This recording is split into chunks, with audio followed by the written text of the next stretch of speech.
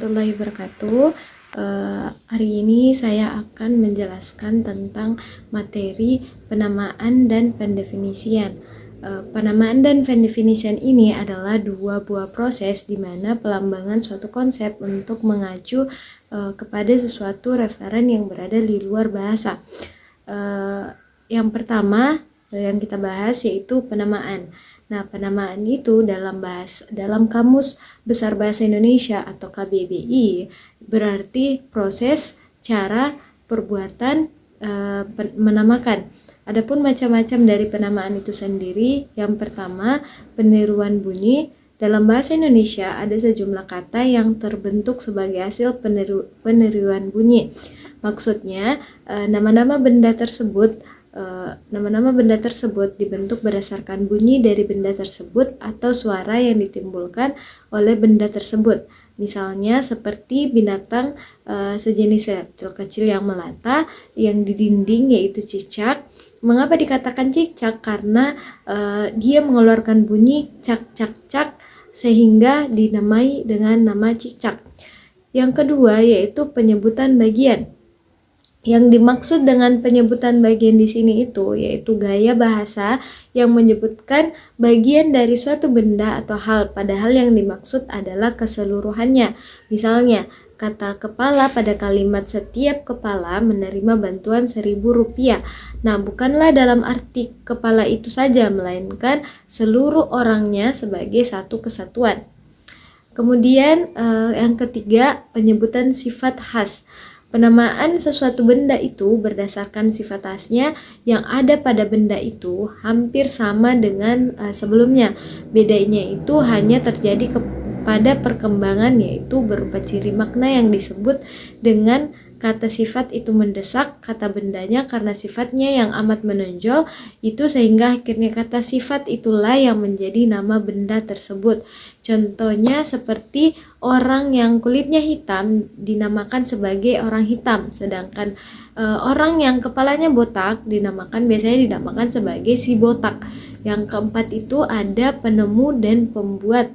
Banyak nama benda dalam kosakata bahasa Indonesia itu dibuat berdasarkan nama penemunya, nama pabrik pembuatnya, atau nama dalam peristiwa sejarah itu sendiri.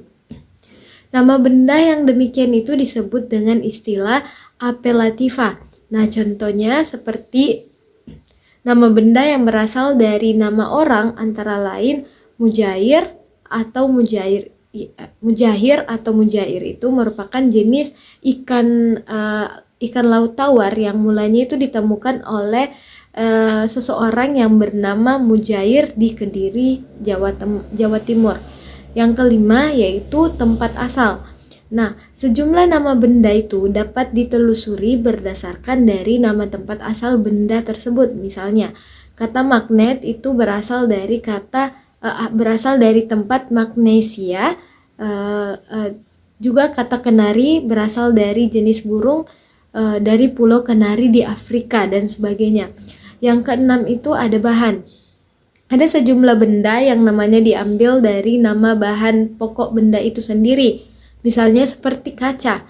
Nama bahannya kan kaca. Kemudian barang lain yang dibuat dari bahan kaca itu disebut dengan kaca pula, yaitu seperti kacamata, kaca jendela, kaca spion, dan kaca yang lainnya.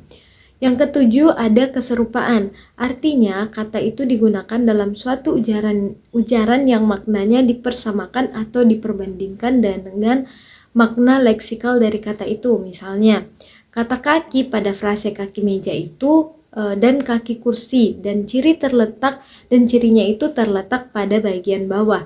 Yang kedelapan itu pemendekan. Penamaan yang didasarkan pada hasil penggabungan unsur-unsur huruf yang beberapa suku katanya itu digabungkan menjadi satu. Misalnya, rudal itu kepanjangan dari peluru kendali. Contoh yang kedua itu iptek, yaitu iptek kepanjangan dari ilmu pengetahuan dan teknologi. Yang kesembilan itu penamaan baru. Penamaan baru di sini tuh dibentuk untuk menggantikan kata atau istilah lama yang sudah ada karena kata atau istilah tersebut itu sudah dianggap kurang tepat, kurang rasional, tidak halus, atau kurang ilmiah. Misalnya, kata pariwisata untuk menggantikan kata dari turisme, dharma wisata, atau piknik. Dan juga karyawan itu adalah kata untuk mengganti kata kuli atau buruh. Oke, yang kedua, materi yang kedua, yang pertama tadi penamaan, yang kedua ini adalah pendefinisian. Pendefinisian di sini adalah usaha yang dilakukan dengan sengaja untuk mengungkapkan dengan kata-kata akan suatu benda, konsep, proses, aktivitas, peristiwa, dan sebagainya.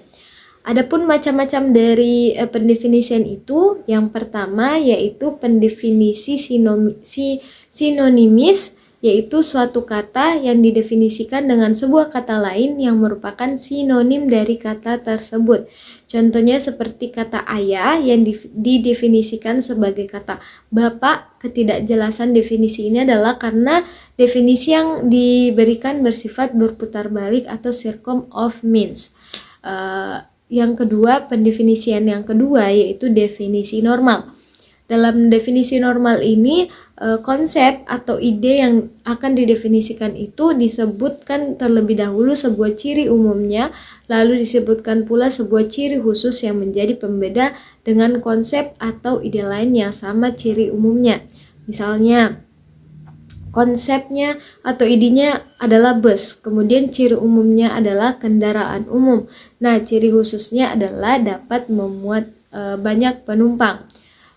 Kemudian yang ketiga itu adalah definisi logis. Nah, definisi logis ini mengidentifikasi secara tegas objek, ide, atau konsep yang didefinisikan itu sedemikian rupa sehingga objek tersebut berbeda secara nyata dengan objek-objek lainnya. Definisi logis ini biasanya terdapat dalam buku-buku pelajaran karena sifatnya ilmiah. Kemudian yang keempat itu ada definisi ensiklopedis. Nah, definisi ensiklopedis ini lebih luas lagi dari definisi logis tadi. Kenapa? Karena definisi ensiklopedis ini menerangkan secara lengkap dan jelas serta cermat akan segala sesuatu yang berkenaan dengan kata atau konsep yang didefinisikan tersebut. Kemudian sumber yang saya dapatkan dari materi ini itu dari yang ada dua sumber. Yang pertama itu dari Regular Extensive 2011 blogspot.com dan juga dari Wikipedia itu sendiri. Baiklah, mungkin itu saja yang bisa saya sampaikan, materi yang saya sampaikan. Terima kasih atas waktunya. Sekian, wassalamualaikum warahmatullahi wabarakatuh.